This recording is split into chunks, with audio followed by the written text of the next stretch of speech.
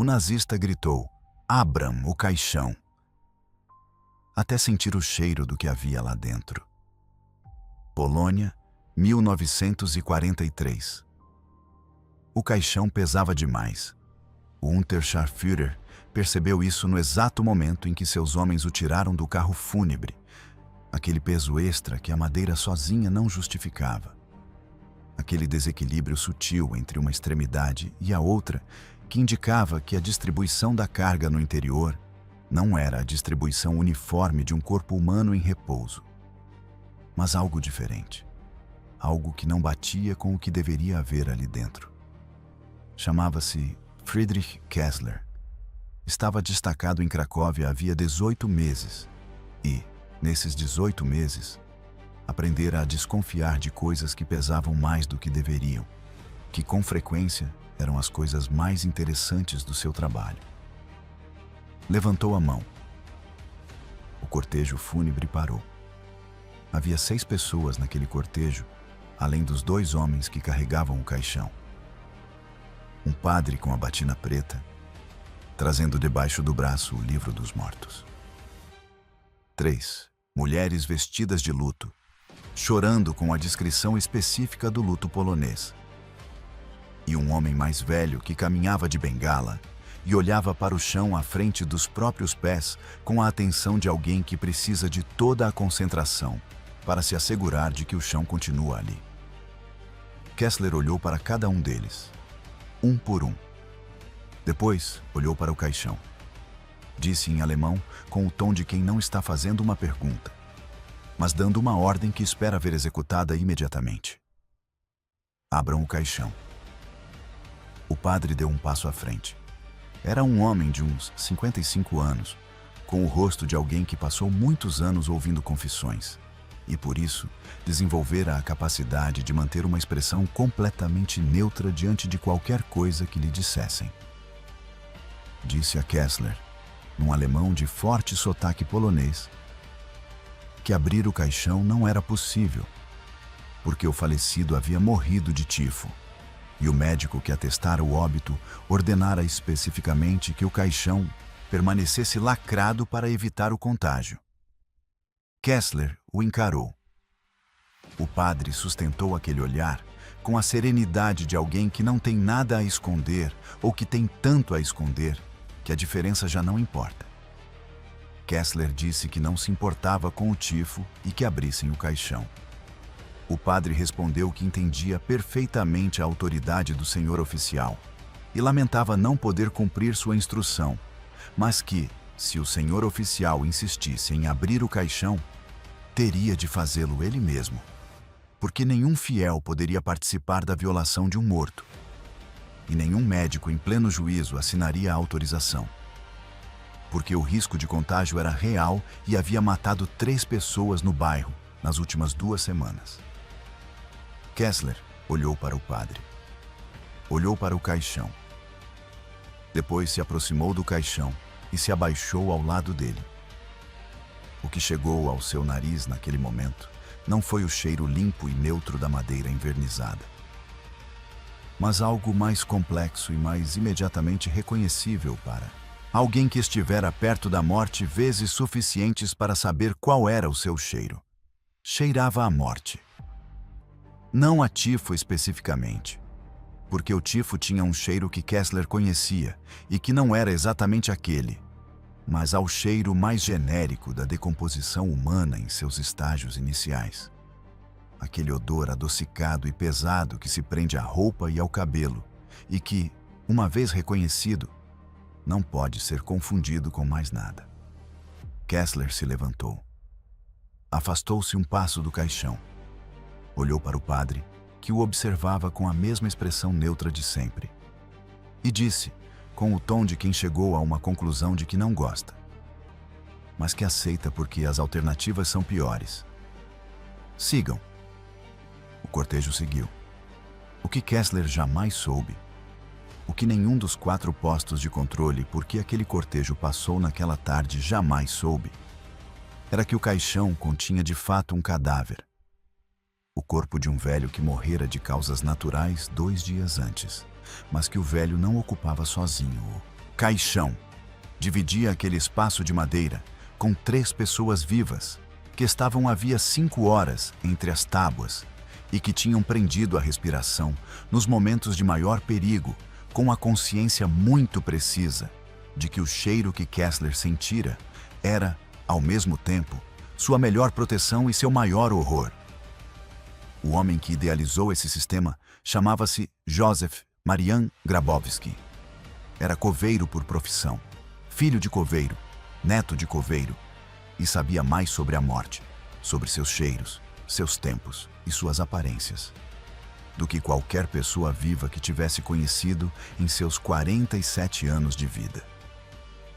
E usou todo esse conhecimento para construir o sistema de resgate mais macabro e mais eficaz de toda a resistência polonesa. Foi isso o que aconteceu. Parte 1. O mundo antes da escuridão. Quem era Józef? Para entender Józef Grabowski, é preciso entender primeiro que ele era um homem cuja relação com a morte era tão cotidiana e tão desprovida de drama quanto a relação de um padeiro com a farinha, não porque fosse insensível ao que a morte significava, mas porque crescera num ambiente em que a morte era o trabalho e o trabalho era a vida, e a separação entre os dois não existia da maneira como existe para pessoas que trabalham em ofícios mais distantes da mortalidade.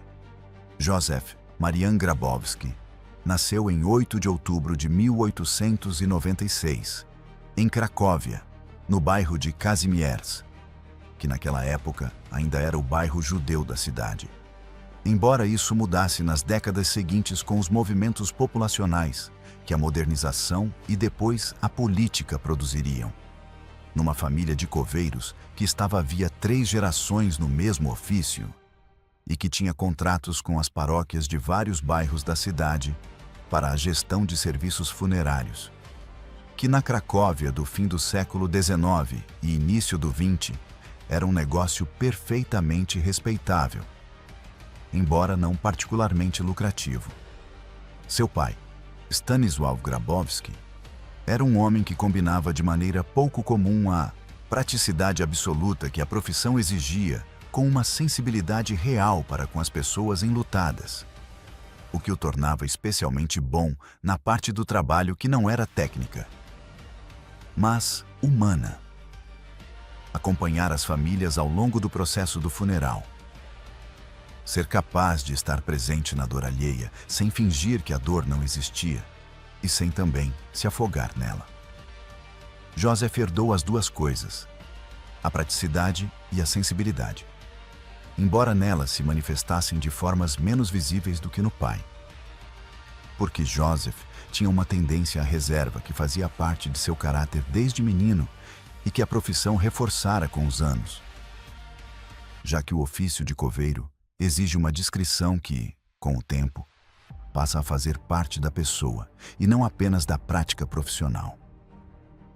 Aprendeu o ofício desde os 8 anos, acompanhando o pai aos velórios, aos funerais e aos cemitérios com a naturalidade de alguém para quem esses espaços são simplesmente os lugares onde o pai trabalha, e não lugares carregados de um significado especial, como são para a maioria das pessoas.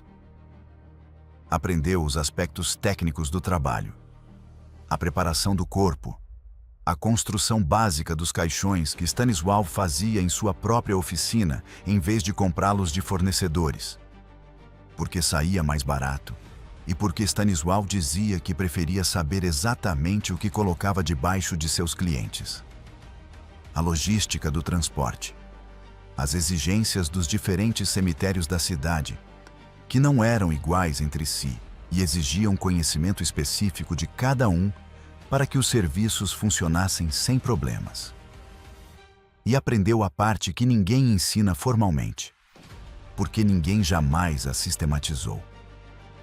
O conhecimento exaustivo e completamente não romântico do processo de decomposição do corpo humano, seus tempos, suas etapas, suas manifestações em diferentes condições ambientais de temperatura, umidade e exposição ao ar, e os cheiros específicos associados a cada estágio desse processo.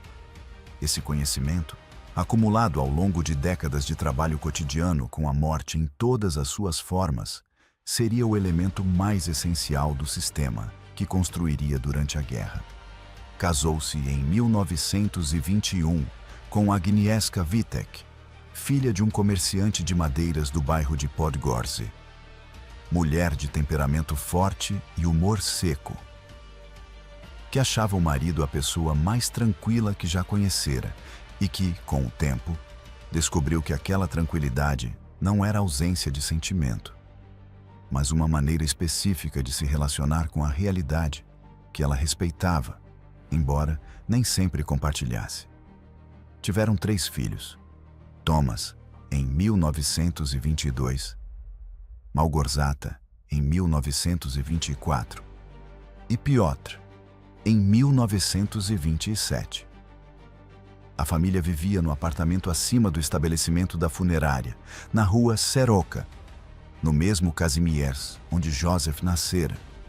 E as crianças cresceram com a mesma naturalidade diante da morte que marcara a infância do pai. Embora o mundo em que cresciam fosse diferente do mundo em que Joseph crescera, de maneiras que, nos anos 1920 e 1930, ainda pareciam administráveis, mas que nos anos 1940 deixariam de parecer. Quando os alemães chegaram a Cracóvia em setembro de 1939, Joseph tinha 43 anos e havia 25 administrava a funerária herdada do pai, ampliada e modernizada nesse período. Embora continuasse sendo, no essencial, a mesma empresa que Stanisław construíra, baseada na mesma reputação de discrição e eficiência que garantira aos Grabowski seu lugar na rede de serviços da cidade. A ocupação afetou o negócio de Joseph de maneiras que, em outras circunstâncias, teriam sido quase comicamente paradoxais, já que a guerra e a violência sistemática da ocupação produziram um aumento significativo na demanda por serviços funerários, ao mesmo tempo que complicaram a prestação desses serviços com restrições de circulação, escassez de materiais e a necessidade de coordenar tudo com autoridades de ocupação, que tinham seus próprios protocolos para a gestão dos mortos. Nem sempre coincidentes com os protocolos estabelecidos ao longo de décadas de prática civil. Joseph atravessou essas complicações com a mesma eficiência prática com que atravessara todas as complicações anteriores do seu negócio. Não porque não tivesse opinião sobre o que estava acontecendo, mas porque opinião era uma coisa e trabalho era outra. E, enquanto houvesse trabalho a fazer, a opinião podia existir sem interferir no trabalho, até o momento em que interferir se tornou necessário.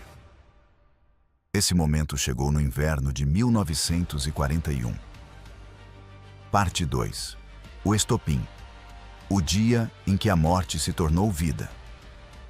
O gueto de Cracóvia foi estabelecido em março de 1941 no bairro de Podgórze, do outro lado do Vístula, em relação a Kazimierz, onde Joseph tinha sua empresa.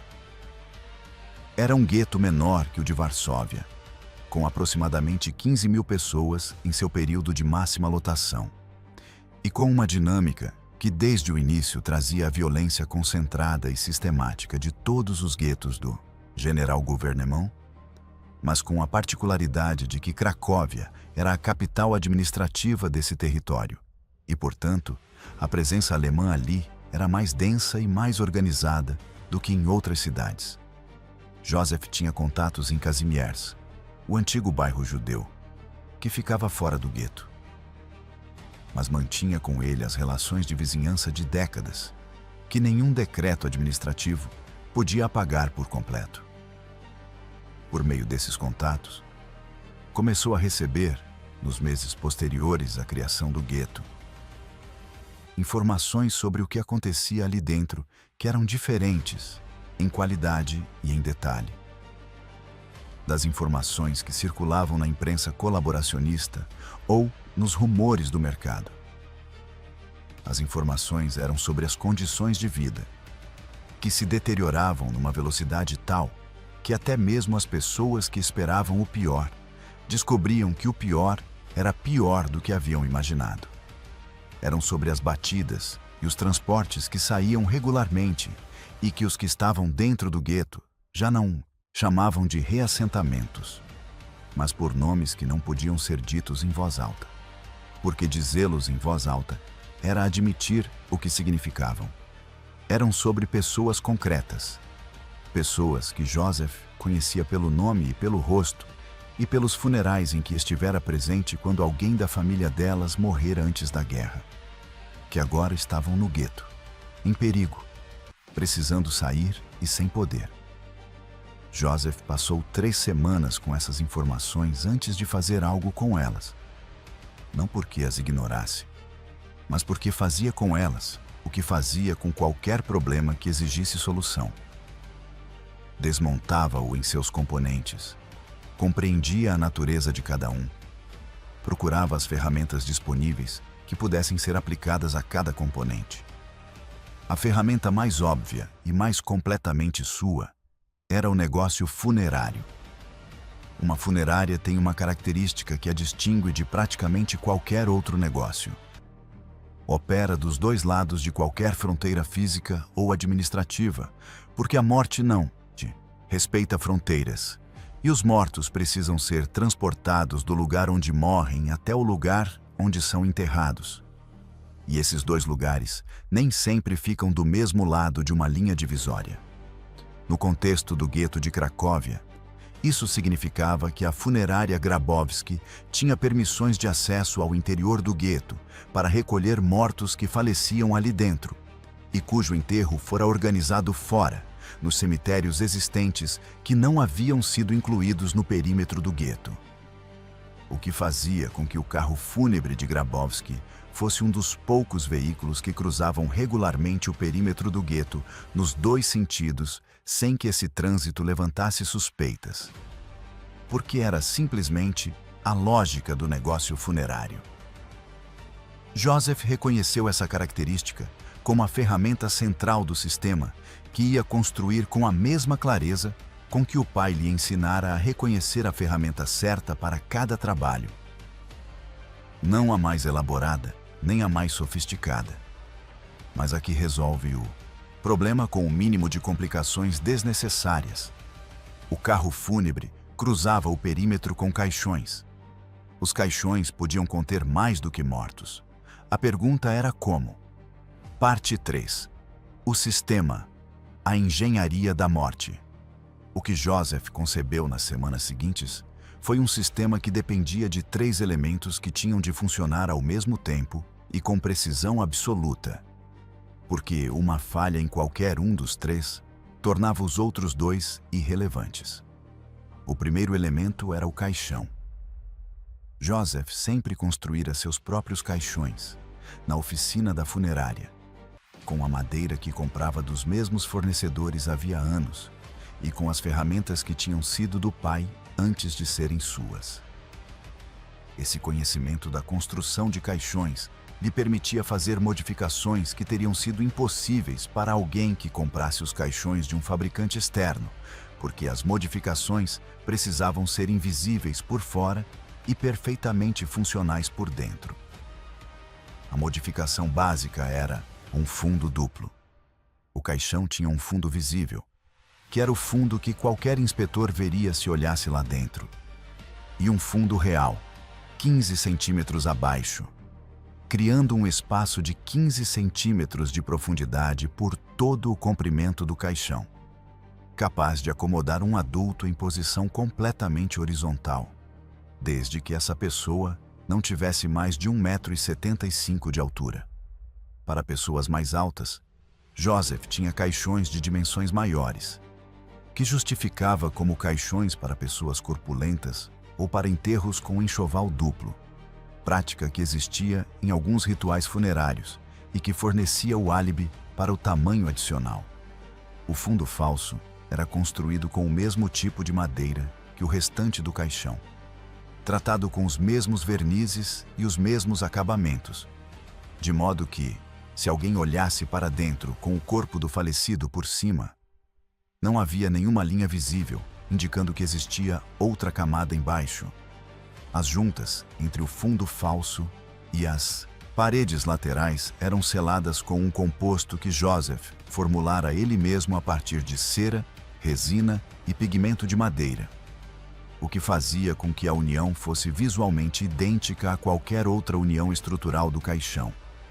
O acesso ao espaço inferior era feito pelas laterais, por meio de um sistema de painéis deslizantes nos dois lados do caixão, que podiam ser abertos por dentro ou por fora, mas que, por fora, exigiam conhecer o ponto exato de pressão que ativava o mecanismo de deslizamento, exatamente o mesmo ponto que, no desenho do caixão, aparecia como elemento decorativo, uma moldura entalhada que nos caixões comuns era puramente ornamental e nos caixões de Joseph era o elemento funcional central do sistema.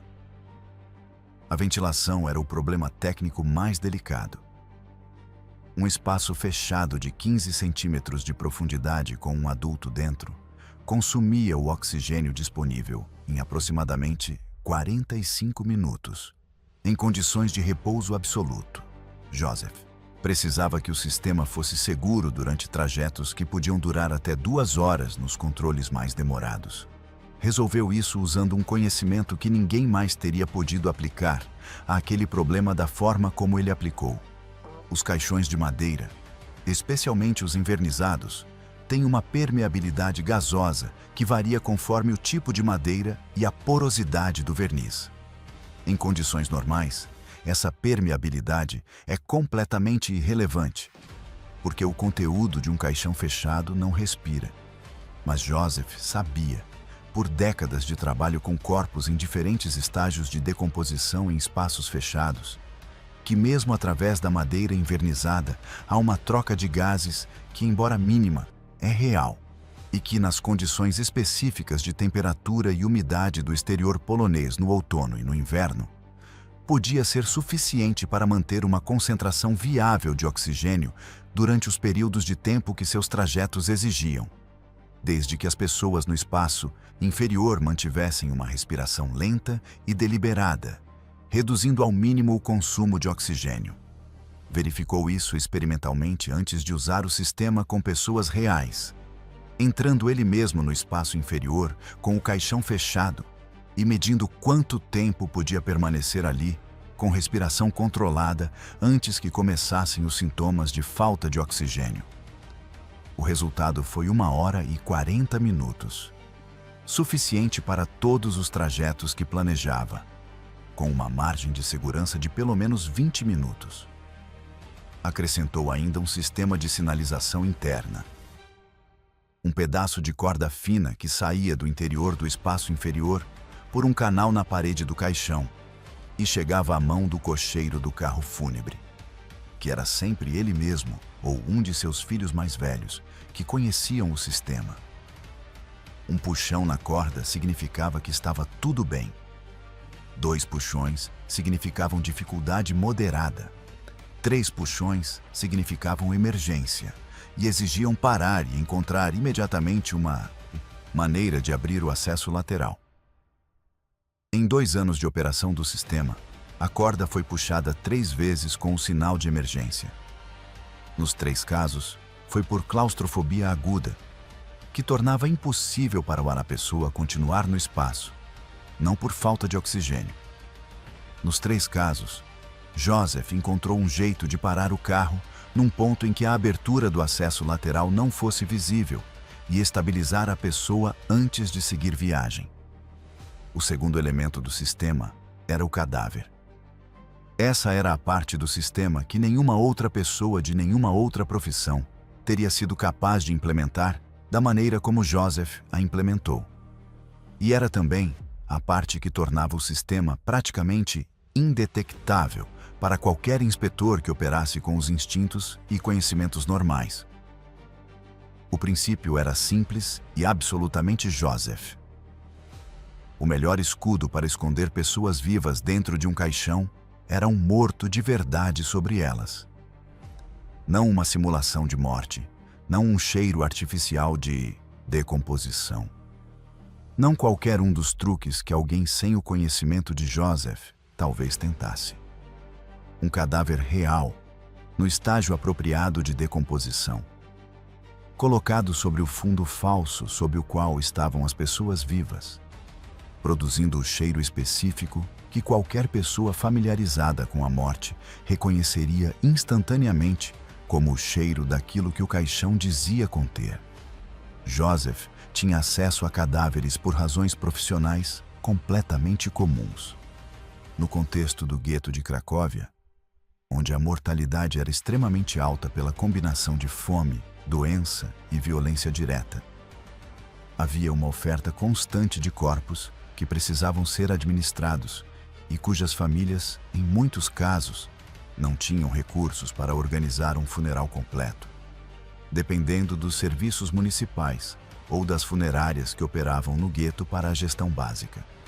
Joseph coordenava com vários desses canais para conseguir corpos que pudessem ser usados no sistema, especificamente corpos de pessoas que haviam morrido de causas naturais ou de doenças não contagiosas, que não tinham família capaz de identificar o corpo no destino final e cuja aparência fosse compatível com o tipo de falecido que o serviço funerário em questão declarava transportar. Essa parte do sistema exigia uma colaboração dentro do gueto, que Joseph estabeleceu por meio de um médico chamado Nachman Silberman, que tinha a dupla condição de ser morador do gueto e de ter sido, antes da guerra, estudante da mesma universidade onde Thomas, o filho mais velho de Joseph, estudara, o que criava entre eles uma ligação de confiança anterior à necessidade e, por isso mesmo, mais sólida do que uma confiança construída exclusivamente sobre a urgência. Silberman coordenava a disponibilidade de corpos adequados e o contato com famílias do gueto que precisavam do sistema para pessoas específicas. Joseph coordenava a logística do transporte e os destinos fora do gueto. O terceiro elemento era o cheiro. Kessler, o Unterscharführer da abertura desta história, sentira um cheiro que o convencera de que o caixão continha aquilo que devia conter. Esse cheiro não era acidental, nem era apenas resultado de haver um cadáver real lá dentro. Era resultado do fato de que Joseph aprendera, ao longo de décadas de trabalho, que o cheiro da morte não é uniforme, mas varia conforme o estágio de decomposição, as condições ambientais, o tipo de morte, e que um inspetor que conhecesse esses fatores poderia, em teoria, detectar que o odor não correspondia à descrição do falecimento indicada no atestado de óbito. Para eliminar essa possibilidade, Joseph desenvolvera um protocolo de manejo do odor que ajustava o estágio de decomposição do corpo ao tipo de falecimento declarado pelo serviço. Para um falecido que supostamente morrera de tifo, o corpo precisava ter o cheiro específico do tifo mais a decomposição inicial, correspondente às horas transcorridas desde a morte. Para um falecido que supostamente morrera de velhice, o odor tinha de ser diferente em composição e intensidade. Esses ajustes eram feitos por meio de procedimentos que Joseph conhecia de seu trabalho cotidiano, mas que aplicava com uma precisão adicional que teria surpreendido até um colega de muitos anos, porque a margem de erro tolerável era zero. O sistema completo era, portanto, a interseção de três conhecimentos que raramente se encontram na mesma pessoa: o conhecimento técnico da construção de caixões, o conhecimento médico dos processos de decomposição e o conhecimento operacional dos procedimentos dos controles alemães, que Joseph acumulara ao longo de meses de observação sistemática de como seus serviços funerários eram tratados em cada posto de controle que cruzavam com regularidade. Parte 4. Os controles. Cada vez mais perto. O primeiro transporte que Joseph realizou com o sistema completo foi em março de 1942 e levou 2 pessoas, um homem e sua mãe de 70 anos, que tinham documentos identificando-os como residentes poloneses, não judeus, de uma aldeia a 30 quilômetros de Cracóvia, e que precisavam sair do gueto antes de um transporte para o leste, em cujo rol estavam incluídos. O homem chamava-se Simon Weiss, tinha 45 anos e trazia no olhar a expressão específica das pessoas que tomaram uma decisão que sabem ser a única possível, mas não sabem se conseguirão executá-la até estarem, de fato, no momento de executá-la.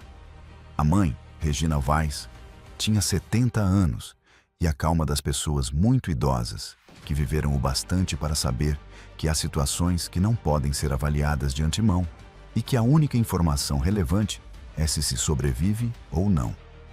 Joseph lhes explicou o sistema no porão da funerária com a brevidade do profissional que conhece tão bem o que faz, que pode explicá-lo com menos palavras do que qualquer outra pessoa precisaria, mas com detalhes suficientes para que ambos entendessem exatamente o que iria acontecer e o que se esperava deles em cada momento do processo.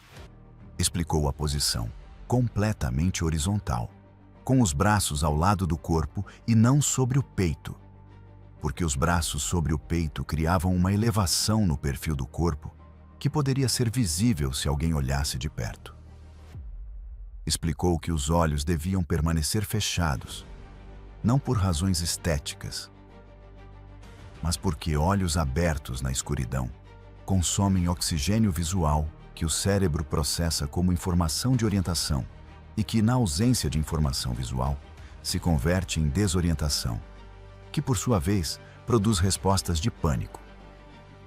Explicou a respiração, lenta e superficial. 4 segundos inspirando e 6 expirando. Ritmo que Joseph determinara empiricamente como aquele que maximizava a duração segura no espaço. Explicou o sistema da corda e o significado de cada sinal. E explicou o que estaria acima deles, com a franqueza que era a única forma de fazê-lo. Porque não fazê-lo teria criado uma incerteza mais perigosa que a própria realidade. Disse-lhes que, sobre o fundo falso sob o qual estariam, haveria o corpo de uma pessoa falecida. Que esse corpo era a proteção mais eficaz que o sistema podia lhes oferecer. Que o cheiro emanado por esse corpo era o que faria com que nenhum inspetor quisesse continuar investigando além daquilo que seus próprios sentidos já lhe diziam. Perguntou-lhe se podiam aceitar isso. Regina Weiss respondeu que havia sobrevivido a pogroms, 2 guerras e 70 anos de mundo, e que podia sobreviver àquilo. Simon disse que, se sua mãe podia, ele também podia. O primeiro trajeto durou 57 minutos e passou por 2 controles. O primeiro controle foi breve, 5 minutos, com 2 auxiliares que verificaram os papéis do serviço e olharam o caixão por fora sem tocá-lo.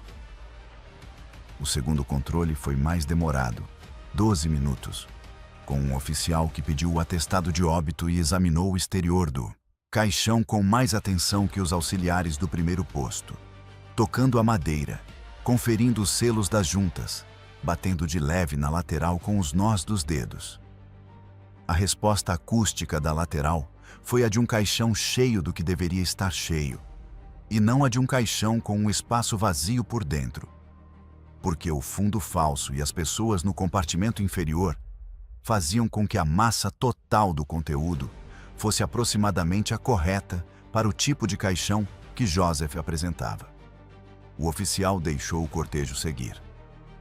Simon e Regina chegaram ao endereço combinado nos arredores de Cracóvia, onde uma família polonesa os aguardava com documentos novos e um plano para os meses seguintes.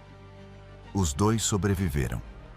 O quarto controle, que Joseph recordava como o mais tecnicamente desafiador, ocorreu no verão de 1942, durante um período em que a SD intensificara a vigilância sobre todos os veículos que cruzavam o perímetro do gueto, depois que várias tentativas fracassadas de fuga alertaram as autoridades para a possibilidade de que os serviços de transporte estivessem sendo usados para atividades clandestinas.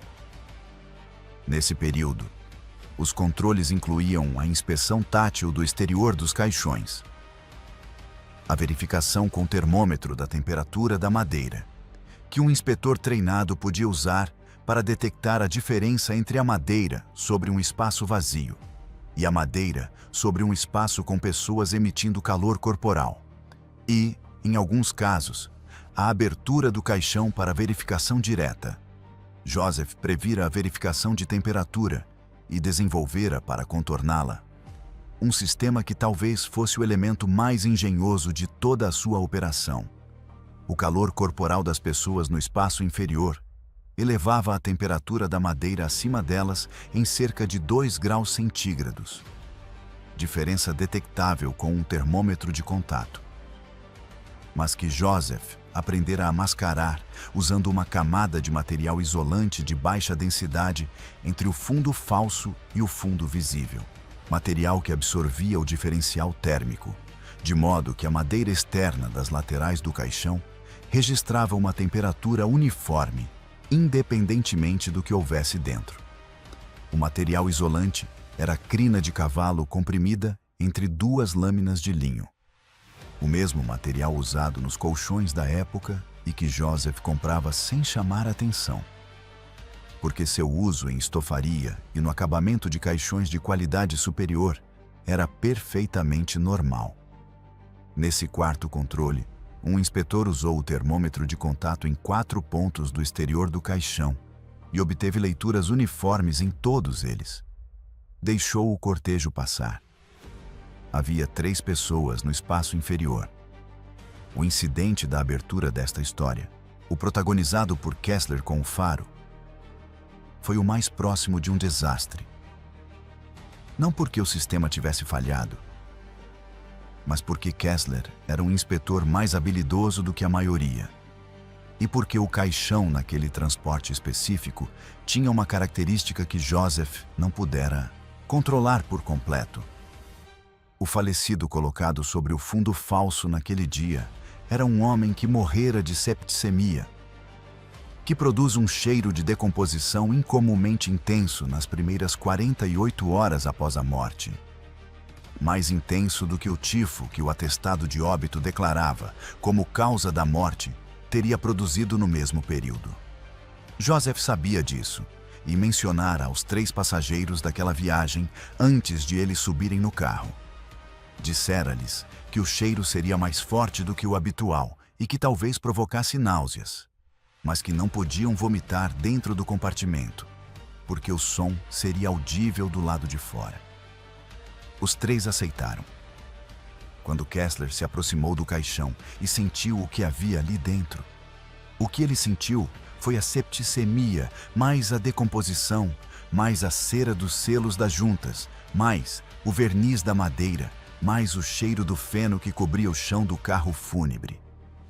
E a combinação de todos esses odores era suficientemente coerente com a imagem de um caixão transportando um morto infectado para que Kessler, que conhecia o cheiro da morte, mas não possuía o conhecimento técnico específico da diferença entre o cheiro do tifo e o da septicemia, concluísse que o que estava sentindo era exatamente o que o atestado dizia que era.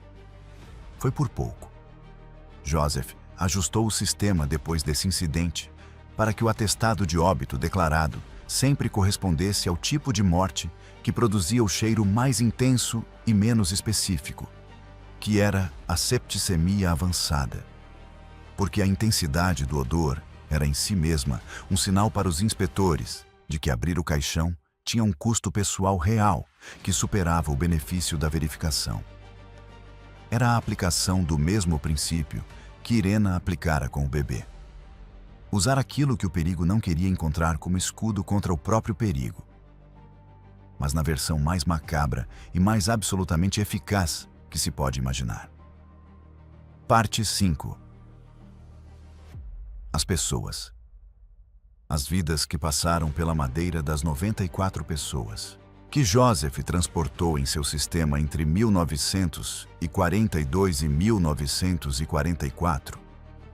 A maioria passou pelo compartimento inferior do caixão em trajetos que duraram entre 40 minutos e 2 horas e que constituíram a experiência mais extrema de suas vidas, em termos de confronto direto e físico com a morte em sua forma mais concreta e imediata. Não era possível estar naquele espaço sem pensar na morte, porque a morte estava literalmente acima, à distância da madeira do fundo falso, e porque o cheiro que vinha de cima era o cheiro mais inequívoco que existe de que a vida tem um fim, e o corpo registra isso de maneiras que nenhuma metáfora pode substituir. Joseph tinha plena consciência desse aspecto do sistema e pensara nele com a mesma honestidade com que pensara em todos os aspectos técnicos, chegando à única conclusão honesta possível. O sistema provocava nas pessoas que o usavam um trauma real, capaz de deixar sequelas duradouras. E ainda assim, era infinitamente preferível à alternativa que essas pessoas enfrentariam se não o usassem. Desenvolvera, por isso, um protocolo de preparação psicológica que aplicava antes de cada transporte, diferente em estilo daquele que Hildegard Weiss desenvolvera para o túnel ou daquele que Marta Wisniewska desenvolvera para os cestos. Porque o problema psicológico aqui era diferente. Não era a escuridão nem a imobilidade, mas a proximidade física e olfativa com a morte. E os recursos que Joseph tinha para enfrentá-lo eram os recursos específicos de alguém que passara a vida inteira em relação com a morte e desenvolvera uma maneira de falar sobre ela, que não era negação nem eufemismo, mas presença direta, sem dramatização. Ele dizia a cada pessoa, com as palavras específicas que fora refinando ao longo dos transportes, que o que estaria acima delas era o que restava de alguém que também fora uma pessoa com nome e vida e que chegara ao fim a que todos os seres vivos chegam. Que esse alguém era, naquele contexto, seu protetor, da única maneira como os mortos podem proteger os vivos, sendo o que são e, portanto, sendo aquilo que os inspetores esperam encontrar dentro de um caixão.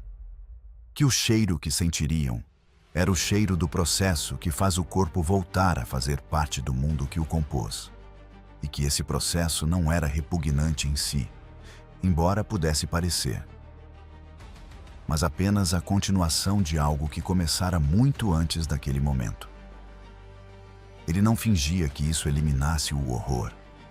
Pretendia apenas contextualizá-lo de modo que fosse menos paralisante. Funcionou na maioria dos casos. A pessoa que recordou a experiência com mais detalhes nos anos posteriores foi uma mulher chamada Esther Katz, que tinha 34 anos quando cruzou o perímetro do gueto no caixão de Joseph, no outono de 1942, e que, em 1991, aos 83 anos, deu uma entrevista ao Museu de História de Cracóvia sobre aquele período. Esther era do tipo de pessoa que processa as coisas verbalmente, que precisa falar sobre o que viveu para entender o que viveu.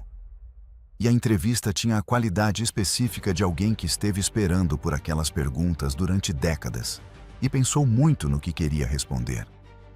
Ela disse que o mais difícil dos 53 minutos que passou no compartimento inferior do caixão não havia sido o cheiro. Embora o cheiro tivesse sido a experiência sensorial mais intensa de sua vida. O mais difícil tinha sido a consciência da estrutura do caixão acima dela, a presença física da madeira a poucos centímetros de seu rosto, e a maneira como essa presença fazia o pensamento ir, inevitavelmente, para o que significava estar naquele espaço, ou seja, estar no lugar onde os mortos são colocados. E como esse pensamento produzia uma sobreposição entre o que ela era, uma pessoa viva naquele momento, e o que aquele espaço significava, o lugar dos mortos. Disse que, em algum momento durante o trajeto, deixou de sentir essa sobreposição como algo perturbador e começou a senti-la como outra coisa que não sabia exatamente nomear. mas que tinha a ver com a sensação de que estar entre a vida e a morte de maneira tão literal mudara algo em sua relação com as duas coisas. Algo que ela não conseguia articular com precisão, mas que era real e permanecera com ela pelos 50 anos seguintes. Disse que não acreditava que pudesse ter chegado a essa compreensão de qualquer outra maneira. Disse que não recomendava o método, mas que, se precisasse encontrar algo naqueles 53 minutos, que não fosse apenas o fato de ter sobrevivido, era isso que encontrava. Outra pessoa cuja história Joseph documentou, com mais detalhes do que as demais, foi Mordechai Lewy, que tinha 62 anos quando cruzou o perímetro e era rabino de uma das comunidades do gueto, e cuja presença específica no sistema apresentou uma dimensão que Joseph não previra quando o concebeu e que exigiu uma conversa que nenhum dos dois planejara ter. Mordechai fora levado a Joseph por um intermediário que lhe explicara a situação do rabino e a urgência de sua saída. Joseph dera a explicação habitual do sistema, incluindo a parte sobre o cadáver acima do fundo falso. Mordechai ouvira tudo e então fizera uma pergunta que Joseph não esperava. Perguntou se o cadáver que estaria acima dele era judeu. Joseph respondeu que sim, que na maioria dos casos os corpos que usava vinham do gueto e que, portanto, quase sempre eram judeus. Mordechai explicou que, na lei judaica, o contato com um cadáver produz impureza ritual, que exige um processo de purificação e que, embora circunstâncias de risco de morte justifiquem praticamente qualquer transgressão da lei ritual, havia uma distinção importante entre usar o cadáver de um não-judeu e o de um judeu, porque o segundo caso envolvia também a questão da dignidade do falecido e de seus familiares, se os tivesse. Joseph ouviu a explicação com atenção. Depois, disse que entendia a preocupação e que nos casos em que houvesse escolha, usaria um cadáver não-judeu se possível. Mas que queria que Mordechai soubesse que em todos os casos, independentemente da identidade do falecido, o corpo era tratado com o mesmo respeito com que Joseph tratava todos os corpos que passavam por sua funerária. O respeito que seu pai lhe ensinara e que não variava conforme categoria alguma. Mordechai o observou por um instante. Depois disse que estava bem e que faria a travessia. Chegou ao destino sem incidentes. Foi para Israel em 1945, onde viveu até 1971. Em seu testamento, deixou escrito que queria que em seu funeral fosse mencionado que atravessara da morte para a vida dentro de um caixão e que essa experiência lhe ensinara algo sobre o valor da vida que nenhum texto que estudara fora capaz de lhe ensinar de forma tão direta. Parte 6. A crise final. O dia em que o sistema esteve perto de acabar no inverno de 1943, quando o gueto de Cracóvia vivia suas últimas semanas antes de ser completamente liquidado. O sistema de Joseph enfrentou sua maior crise, e a enfrentou não a partir do exterior, não por causa de um inspetor mais hábil ou de um controle mais rigoroso, mas de dentro do próprio sistema, a partir de uma das pessoas que o compunham. O filho mais velho de Joseph, Thomas, que tinha 21 anos e já havia meses ajudava o pai nos transportes, conduzindo o carro fúnebre enquanto Joseph cuidava dos papéis e das interações com os inspetores. Foi detido em dezembro de 1943, numa batida que não tinha relação direta com o sistema funerário, mas com atividades em outra rede de resistência, da qual Thomas participava de forma independente, sem informar totalmente o pai.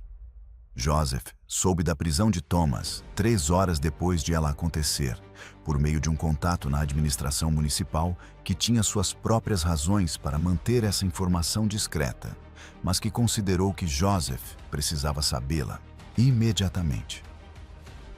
As 3 horas seguintes foram as mais difíceis dos 2 anos de funcionamento do sistema. não porque houvesse um perigo imediato para o sistema em si, mas porque Joseph teve de tomar, nesse intervalo, uma decisão que nenhum pai deveria ser obrigado a tomar: suspender imediatamente o sistema, protegendo assim toda a rede e as pessoas que dependiam dela, ou continuar operando com o risco de que Thomas, sob interrogatório, pudesse fornecer informações que comprometessem tudo. A decisão exigia uma avaliação de Thomas, de sua resistência sob pressão, do que ele sabia exatamente e, portanto, do que poderia ou não revelar mesmo que quisesse.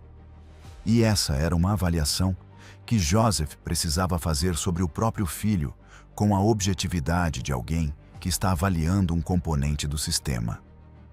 E não com a subjetividade do pai, que quer que o filho seja aquilo de que ele precisa. Joseph passou a primeira hora avaliando o que Thomas sabia. Pelo sistema de compartimentalização que adotara desde o princípio, Thomas conhecia os procedimentos operacionais do transporte, mas não sabia os nomes das pessoas do gueto que coordenavam a seleção dos passageiros. Não conhecia a maior parte dos destinos fora do gueto e não conhecia as fontes dos cadáveres, porque essa parte do sistema era administrada diretamente por Joseph, sem envolver os filhos.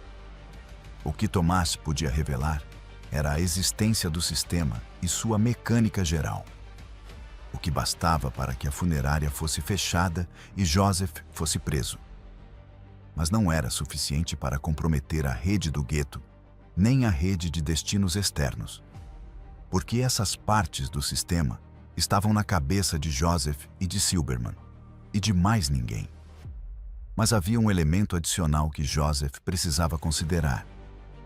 Thomas fazia parte de uma rede de resistência diferente, cujas conexões ele não conhecia completamente, e, portanto, podia haver sobreposições entre as duas redes que ele ainda não havia identificado. Passou a segunda hora avaliando esse risco com as informações disponíveis e chegando à conclusão de que a sobreposição era mínima, mas não nula. Na terceira hora, decidiu continuar operando o sistema, mas com modificações imediatas que reduzissem ao mínimo possível o dano potencial de qualquer informação que Thomas pudesse fornecer. Suspendeu todos os transportes por 48 horas. Mudou os pontos de encontro com Silberman. Avisou os 3 principais destinos fora do gueto que podiam ser identificados por Thomas, para que estivessem preparados para lidar com qualquer visita inesperada das autoridades. E então continuou. Thomas foi libertado 4 dias depois. Joseph nunca soube exatamente o que acontecera nesses 4 dias, porque Thomas não falou sobre isso em detalhe, nem então, nem depois, com a reserva específica de alguém que passou por uma situação que não pode ser inteiramente transmitida em palavras e que, por isso, escolhe não tentar transmiti-la.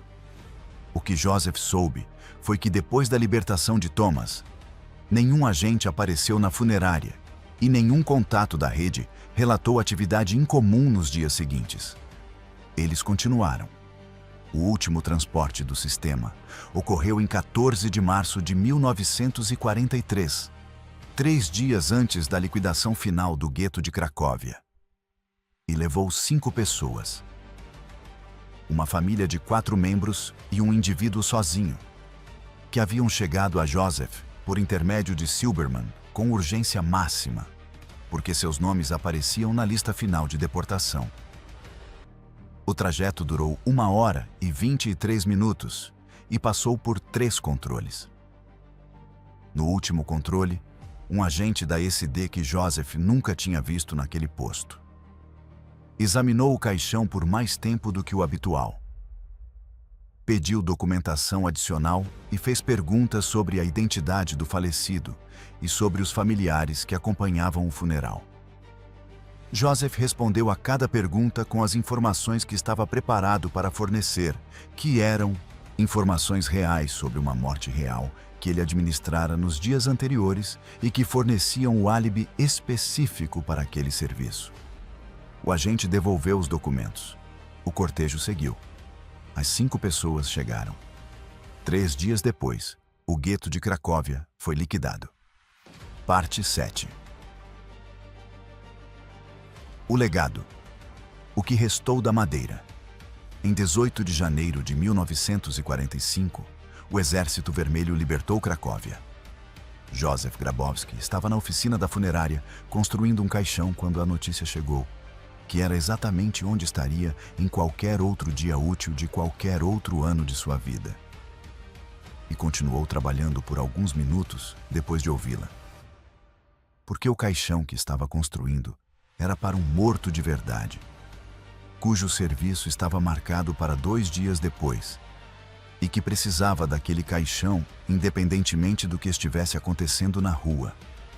Essa continuidade do trabalho ordinário no momento extraordinário era a descrição mais precisa de como vivera os últimos anos e, provavelmente, de como viveria os que restavam, sem descontinuidades dramáticas entre o que o momento exigia e o que o trabalho pedia, porque os dois sempre haviam sido a mesma coisa. Agnieszka, sua mulher, que soubera desde o princípio o que Józef fazia e participara da gestão dos aspectos domésticos e administrativos do sistema, sem jamais perguntar mais do que precisava saber para cumprir a sua parte. Subiu à oficina quando ouviu as notícias e ficou por um momento parada à porta, olhando para o marido, que continuava trabalhando. Depois, disse a ele que tinha acabado. Józef respondeu que o caixão ainda não estava pronto. Agnieszka disse que sabia que o caixão ainda não estava pronto e que estava se referindo a outra coisa. Józef pousou as ferramentas por um momento e olhou para ela. Depois disse que sim, que tinha acabado. Em seguida, pegou as ferramentas de novo e continuou. Nos meses e anos seguintes, à medida que os sobreviventes do gueto de Cracóvia, que haviam passado pelo sistema de Józef, começaram a procurá-lo, Józef manteve a mesma atitude que mantivera durante a operação do sistema. Discreta, prática, centrada nos fatos concretos do que acontecera e sem interesse em qualquer elaboração que transformasse o que fizera em algo diferente do que havia sido. E o que tinha sido era o seu trabalho, aplicado a um problema diferente do habitual, com as ferramentas de que dispunha, e o conhecimento que acumulara em 40 anos de ofício. Quando os pesquisadores que documentavam a resistência civil em Cracóvia o entrevistaram em 1948, Józef respondeu a todas as perguntas com precisão e sem evasivas, mas com uma consistência no enquadramento de suas respostas, que a princípio os deixou desconcertados e que, com o tempo, reconheceram como sendo simplesmente a maneira como Józef Grabowski pensava sobre o próprio trabalho. Dizia que usara o que sabia para fazer o que precisava ser feito e que isso era tudo o que havia a dizer sobre o assunto. Os pesquisadores perguntaram se ele sentira medo.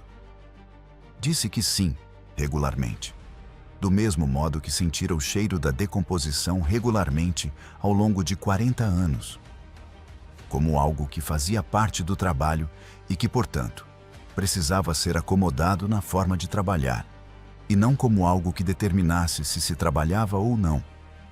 Perguntaram se havia algum transporte específico que ele recordasse com mais intensidade do que os outros.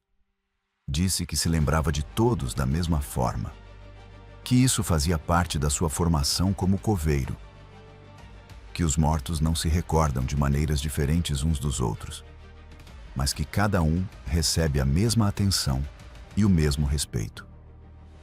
Os pesquisadores observaram que os que ele transportara não eram mortos, mas pessoas vivas. Józef respondeu que sim, que eles tinham razão, que fora impreciso. Depois disse que se lembrava de todos da mesma forma, porque todos haviam exigido o mesmo cuidado. e porque todos haviam terminado da mesma maneira, que era: chegaram. Em 1964, Yad Vashem reconheceu Joseph e Agnieszka Grabowski como justos entre as nações. Joseph não foi a Jerusalém para a cerimônia porque tinha 78 anos e a saúde não permitia. O reconhecimento foi recebido em seu nome por Thomas, que então tinha 42 anos e dera continuidade ao negócio funerário da família com a mesma discrição e a mesma eficiência com que o pai o conduzira por toda a vida. Na breve declaração que Thomas leu em nome do pai, Joseph escrevera uma única coisa que queria ver registrada. Escrevera que as 94 pessoas que atravessaram o perímetro do gueto em seus caixões chegaram ao outro lado porque tiveram a coragem de confiar em alguém que lhes pedia que colocassem a própria vida nas mãos da morte para serem salvas por ela. E que essa coragem era delas, não de Joseph, e que era essa coragem que merecia ser reconhecida. Que ele apenas havia construído o caixão, que elas é que precisaram entrar nele. Joseph Grabowski morreu em 8 de outubro de 1971, exatamente no dia do seu 75º aniversário, em Cracóvia. No mesmo apartamento sobre o mesmo estabelecimento da funerária onde nascera e onde passara toda a vida. Foi enterrado no cemitério de Podgorze, o mesmo bairro onde o gueto existira, numa cerimônia simples organizada por Thomas, exatamente a cerimônia que Joseph teria organizado para qualquer outro cliente seu, sem excessos nem faltas, com a dignidade específica do trabalho bem feito. A funerária Grabowski continua existindo em Cracóvia. Hoje, ela é administrada pelo filho de Thomas, o neto de Joseph. Já um homem de meia idade que aprendeu o ofício da mesma maneira como o aprenderam o pai e o avô, acompanhando o pai desde pequeno, vendo como se fazia antes de fazer ele mesmo, entendendo que o ofício não é apenas técnica, mas uma relação específica com a morte, construída ao longo do tempo e que, uma vez construída, não se abandona. Na oficina do estabelecimento, entre as ferramentas de trabalho e os materiais do ofício, há um caixão velho que ninguém usa e que ninguém jogou fora em décadas. É de madeira de pinho, maior do que o habitual para o seu tipo, com molduras nas laterais que servem como elemento decorativo e que, num exame mais atento, revelam ser também pontos de pressão que ativam um mecanismo que já não funciona mais, porque as peças internas se desgastaram com o tempo, mas cujos pontos de contato ainda são visíveis para quem sabe onde procurar. O neto de Joseph sabe onde procurar, porque Thomas lhe mostrou quando ele tinha talvez 10 anos e lhe explicou brevemente para que tinham servido. Ele não joga o caixão fora. Diz que faz parte do inventário. Diz que seu avô teria dito a mesma coisa. E que nisso, seu avô teria estado certo. Como quase sempre.